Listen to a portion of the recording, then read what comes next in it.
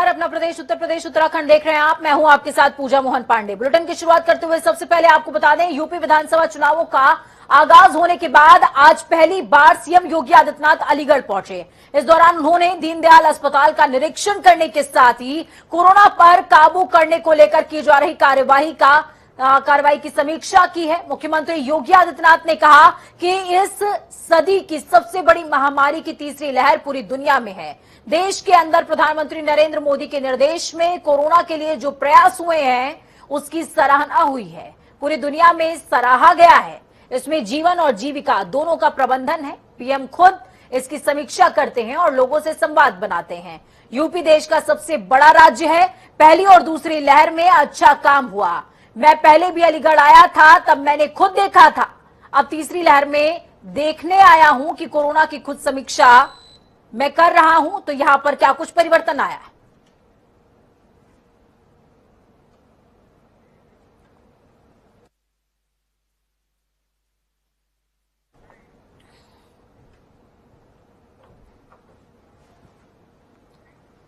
तो वहीं एआईएमआईएम प्रमुख असदुद्दीन ओवैसी ने उत्तर प्रदेश में बाबू सिंह कुशवाहा और भारत मुक्ति मोर्चा के साथ गठबंधन की घोषणा कर दी है। असदुद्दीन ओवैसी ने कहा कि अगर हमारा गठबंधन सत्ता में आता है तो 2 मुख्यमंत्री होंगे, एक ओबीसी समुदाय से होगा, दूसरा दलित समुदाय से होगा। इसी के साथ 3 उप मुख्यमंत्री भी होंगे। असदुद्दीन ओवैसी की पार्टी एआईएमआईएम ने यूपी विधानसभा चुनावों के लिए पहली सूची जारी कर दी है और इसी लिस्ट में 9 उम्मीदवारों के नामों की घोषणा भी हुई। एआईएमआईएम की पहली लिस्ट में गाजियाबाद, हापुड़, मेरठ, सहारनपुर और बरेली के उम्मीदवारों की घोषणा हुई थी। आपको बता दें, इस गठबंधन में असदुद्दीन ओवैसी की पार्टी एआईएमआईएम, बाबू सिंह कुशवाहा की पार्टी जन अधिकार पार्टी और वामन मेश्राम की बीएएमसीईएफ भी शामिल है। चलिए, तौकीर हमारे साथ ग्राउंड जीरो से लाइव जुड़े हुए हैं। तौकीर, ओवैसी जब भी चुनावी रण में उतरते हैं, बीजेपी को फायदा, विपक्षियों को नुकसान नजर आता है। लेकिन ये जो एक मोर्चा क्रिएट करने का काम ओवैसी ने किया है, ये मोर्चा किसके लिए फायदेमंद और या फिर यूं कहें कि किसके लिए नुकसानदेह साबित हो सकता है?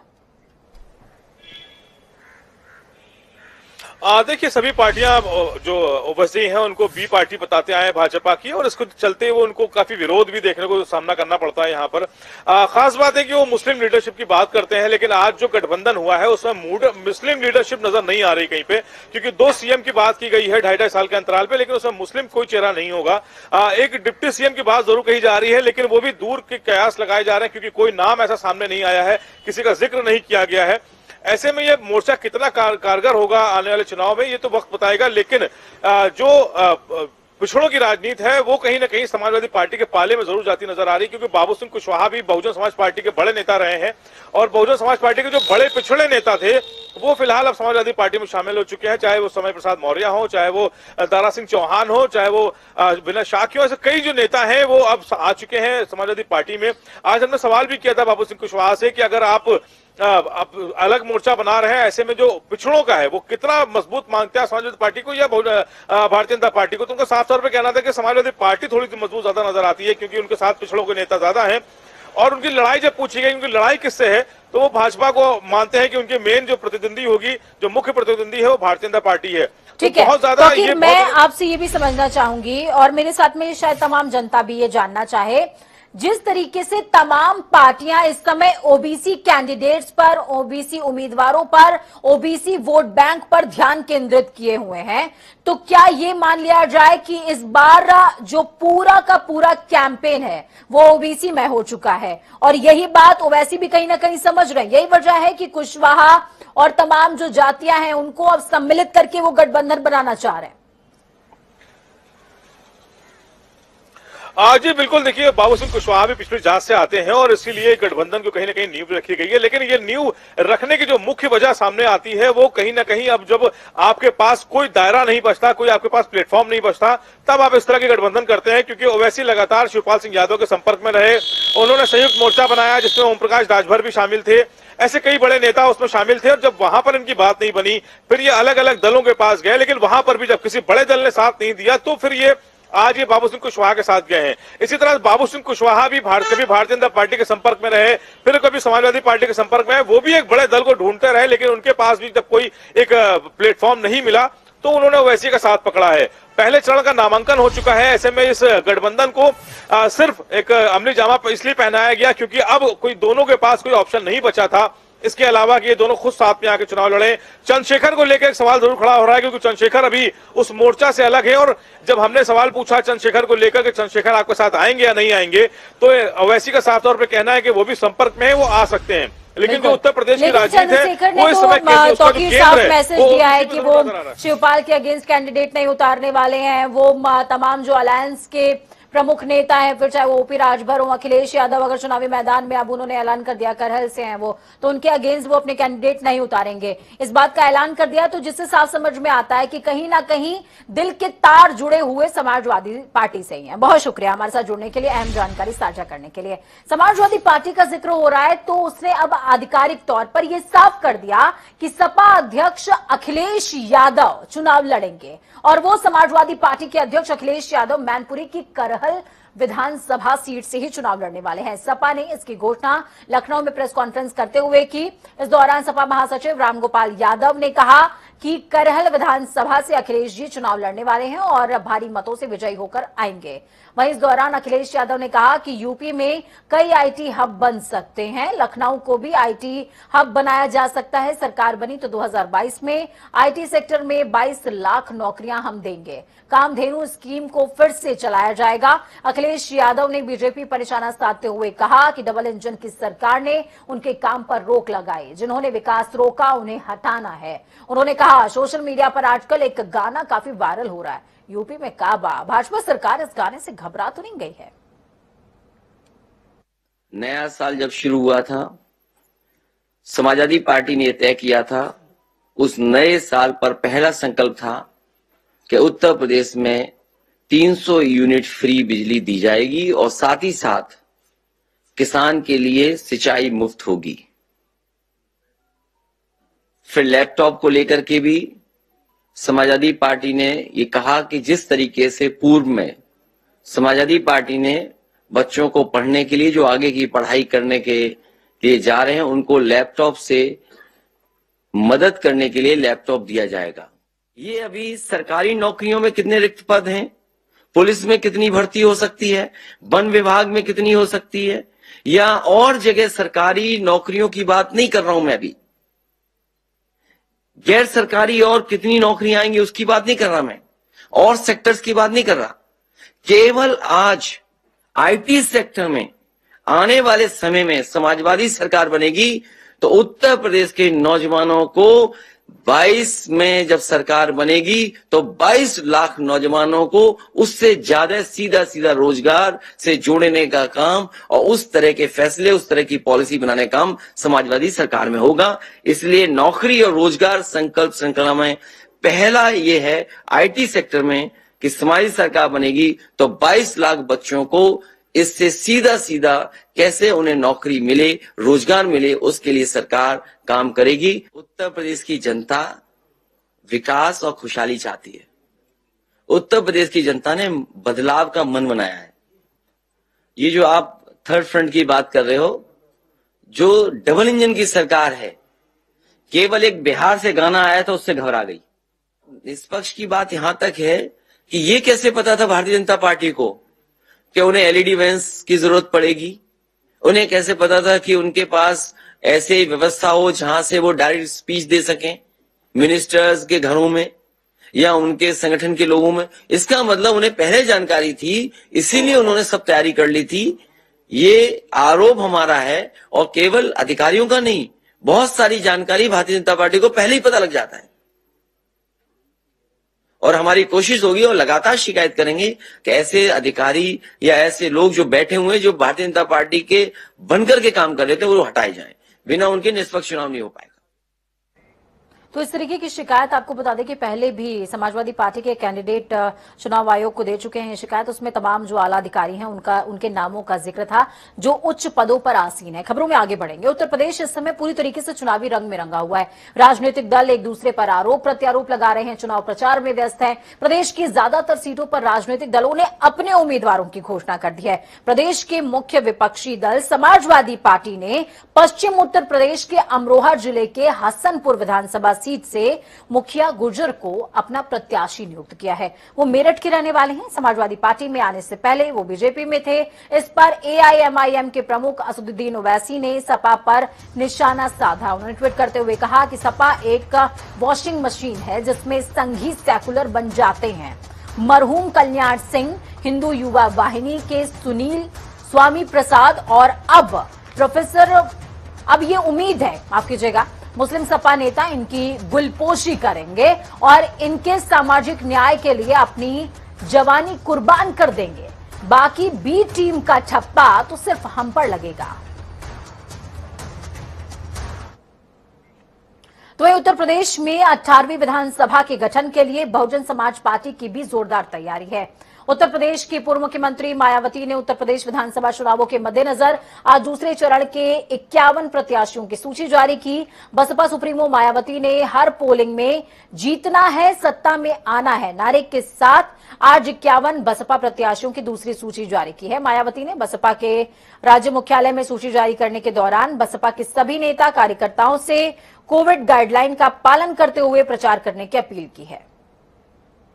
उत्तर प्रदेश व उत्तराखंड स्टेट में विधानसभा का आम चुनाव बिना किसी पार्टी व संगठन आदि से गठबंधन किए हुए यहाँ अकेले ही अपने बलबूते पर पूरी तैयारी व दमदारी के साथ लड़े हैं।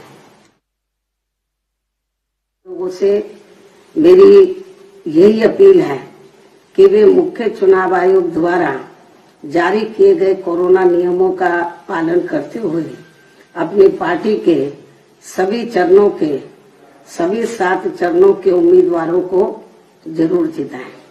तभी फिर खासकर यहाँ यूपी में बीएसपी की अपनी सर्वजन हिताय व सर्वजन सुखाय की सरकार बन सकती है और तभी फिर यहाँ परम पूज्य बाबा साहब डॉक्टर भीमराव अम्बेडकर एवं मान्यवर श्री कांशीराम जी आदि का भी सपना जरूर सही साकार हो सकता। पार्टी का एक नारा भी दे रही हूँ जो इस प्रकार से है, हर पोलिंग बूथ को जिताना है, बीएसपी को सत्ता में लाना है।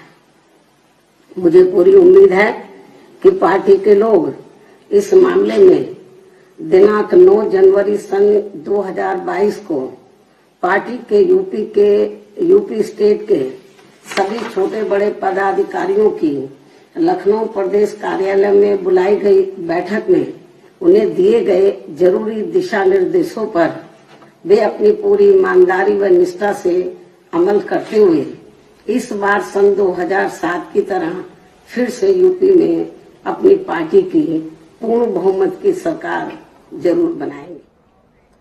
तो बसपा का ये नारा आपको भाजपा की याद दिला सकता है, बूथ जीता यूपी जीता। खबरों में आगे बढ़ेंगे। अब तक सक्रिय सियासत से दूर रही उत्तर प्रदेश की बागडोर संभाल रही प्रियंका गांधी वाड्रा विधानसभा चुनाव लड़ सकती हैं, ये बात उन्होंने खुद कही। प्रियंका ने कहा कि पिछले 1 महीने से पार्टी के भीतर ये बात चल रही थी कि मुझे यूपी में चुनाव लड़ना चाहिए। प्रियंका ने कहा कि चुनाव लड़ेंगी ये फिलहाल तय नहीं हुआ है। आपको ये बता दें कि योगी के सामने चुनाव लड़ने के सवाल पर उन्होंने कहा वो योगी के खिलाफ चुनाव नहीं लड़ेंगे। वहीं उन्होंने ये भी स्पष्ट किया है कि वो मुख्यमंत्री के उम्मीदवार भी नहीं है। कांग्रेस ने प्रदेश के 7.5 करोड़ युवा वोटरों को साधने के लिए युवा घोषणा पत्र भी जारी किया है। कांग्रेस ने अब तक अपने 166 प्रत्याशियों के नाम 2 सूचियों में जारी किए हैं, जिनमें से 117 चेहरे नए हैं। अब इन्हीं नए चेहरों के भरोसे चुनाव जीतने का फॉर्मूला सफल बनाने के लिए प्रियंका खुद भी चुनावी मैदान में उतर सकती हैं। हेजिटेशन कहाँ है? हेजिटेशन किस बात का है? मेरी पार्टी की कहीं कहीं मेरी पार्टी ये तय करती है कि कौन मुख्यमंत्री का चेहरा बनेगा, कहीं कहीं नहीं करती है। ये मेरी पार्टी का तरीका है, इसमें हेजिटेशन की क्या बात है? कोई हेजिटेशन नहीं। आप आपने कहा भी कि आप ही हैं। कोई हेजिट नहीं, मैं ये नहीं कह रही हूँ कि मैं ही हूँ चेहरा, तो मैंने थोड़ा चिढ़ के कह दिया, क्योंकि बार बार आप लोग वही सवाल कर रहे हैं, ऐसी कौन सी बड़ी बात है। नारे से पहले भी आप पूछ रहे थे, ये तो नहीं है कि जब से ये नारा हुआ तब से ये सवाल उठाना शुरू किया आपने। तो सवाल बहुत सारे हैं जिनके गोलमोल जवाब भी हैं और कुछ जवाब ऐसे भी जो आपको अखर सकते हैं और कुछ जवाब ऐसे जो आपके लिए बेहद पसंदीदा भी हो सकते हैं। खबरों में आगे बढ़ेंगे। प्रदेश में जैसे जैसे चुनाव नजदीक आ रहा है वैसे वैसे प्रत्याशियों के अंदाज भी बदलते जा रहे हैं। ताजा मामला शाहजहांपुर के 133 तिलहर विधानसभा से संज्ञान में आया है, जहां पर सपा प्रत्याशी रोशन लाल वर्मा ने मीडिया को भारतीय जनता पार्टी का एजेंट बता डाला। आपको बता दें कि ये वही रोशन लाल वर्मा हैं जो बीजेपी के विधायक थे, अभी हाल ही में बीजेपी छोड़ करके सपा में शामिल हुए हैं। विधायक के इस बयान से मीडिया में काफी गुस्सा भी देखने को मिल रहा है। वाले साथी ये भाजपा के आप लोग सभी लोग एजेंट हैं, हम तो ये मानते हैं। कहाँ बताओ कौन विरोध कर रहा है? भाजपा वाले लोग विरोध कर रहे हैं। नहीं, भाजपा वाले विरोध तो करेंगे, हमारा भाजपा वाले तो विरोध करेंगे ही। और देखिए मैं बता दे रहा हूं आपको, चाहे भारतीय जनता पार्टी हो, चाहे बीएसपी हो, चाहे कांग्रेस हो, ये 10 मार्च को 11 बजे तक ये कहीं ढूंढे नहीं मिले, कहां चले गए। इनकी सबकी जमानत, मैं दावे के साथ कहता हूं, इनकी जमानत जब्त हो जाएगी। तो ये रोशन लाल वर्मा है, पिछले चुनावों में आपसे कमल खिलाने की अपील करते नजर आ रहे होंगे, लेकिन यही रोशन लाल वर्मा आज जब साइकिल पर सवार हो गए हैं तो मीडिया को भी कह रहे हैं कि ये पीछे से कमल का प्रचार कर रही है। खबरों में आगे बढ़ती है, सियासत है, ऐसे ही रंग दिखाती है, अभी देखते जाइए।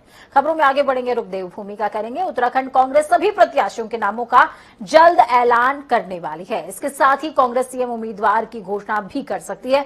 कांग्रेस ने शुक्रवार को 55 सीटों के लिए उम्मीदवारों के नाम तय कर दिए। सूत्रों के हवाले से फिलहाल रामनगर, लालकुआं, सल्ट, कालाढूंगी, लैंसडॉन, चौबटखाल, डोईवाला और देहरादून कैंट समेत 15 सीटों पर चर्चा चल रही है।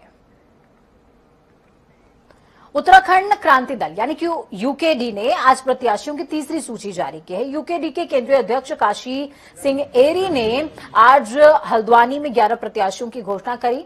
थराली और लालकुआं विधानसभा सीट पर यूकेडी ने समर्थन दिया है। थराली विधानसभा सीट पर सीपीएम प्रत्याशी को पार्टी ने अपना समर्थन दिया है, जबकि लालकुआं सीट पर सीपीआई एमएल के प्रत्याशी बहादुर सिंह जंगी को यूकेडी ने अपना समर्थन दिया है। बताइए भी जा रहा है कि यूकेडी जल्दी 27 सीटों पर प्रत्याशियों का ऐलान कर सकती है।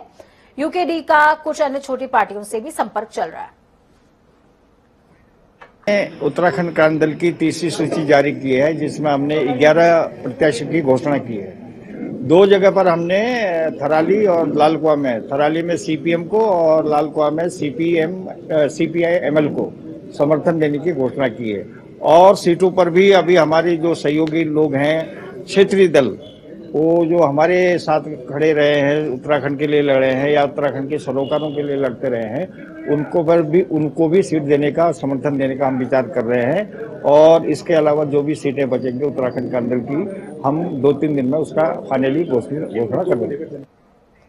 तो वहीं दूसरी तरफ कांग्रेस के राष्ट्रीय प्रवक्ता गौरव वल्लभ ने आज प्रेस वार्ता के दौरान केंद्र सरकार और उत्तराखंड सरकार पर जमकर हमला बोला। गौरव वल्लभ ने कहा, महंगाई ने उत्तराखंड के लोगों को प्रभावित किया है। साथ ही कहा कि अमीरों का विकास, गरीबों के साथ विश्वासघात, डबल इंजन की सरकार पर किसी को नहीं है विश्वास। केंद्र सरकार पर हमला बोलते हुए कहा, महंगाई लगातार बढ़ रही है, ना तो केंद्र सरकार के पास इसका उपाय है और ना यहां की डबल इंजन की सरकार पर कोई जवाब है।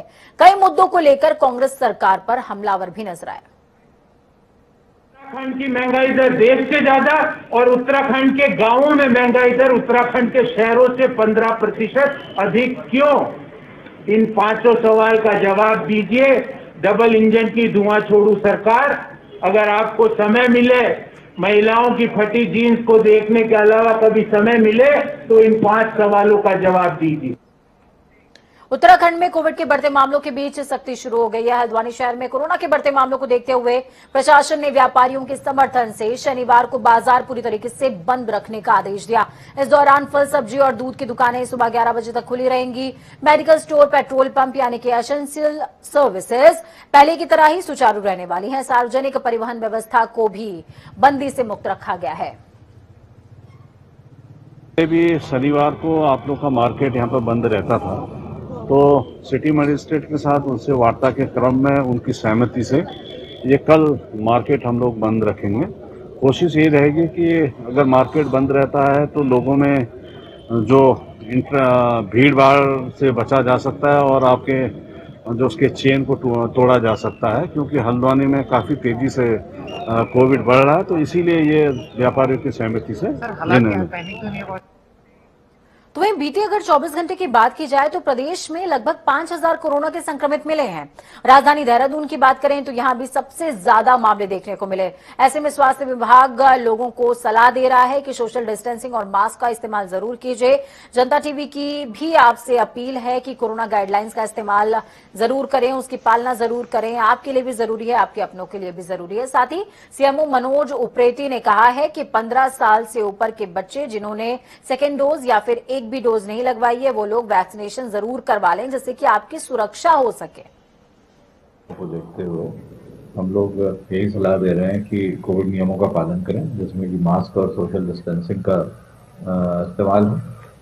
साथ ही लोगों को ये भी जो है आईसी की जा रही है, इसके माध्यम से भी लोगों को बताया जा रहा है कि वैक्सीनेशन पे ध्यान देना है और जो 15 साल से ऊपर के हैं बच्चे उनको और जिन्होंने सेकेंड डोज नहीं लगाई है या जिन्होंने एक भी डोज नहीं लगाई है वो लोग आगे आएं और अपना वैक्सीनेशन कराएं, क्योंकि वैक्सीनेशन से ही आपको सुरक्षा मिलेगी।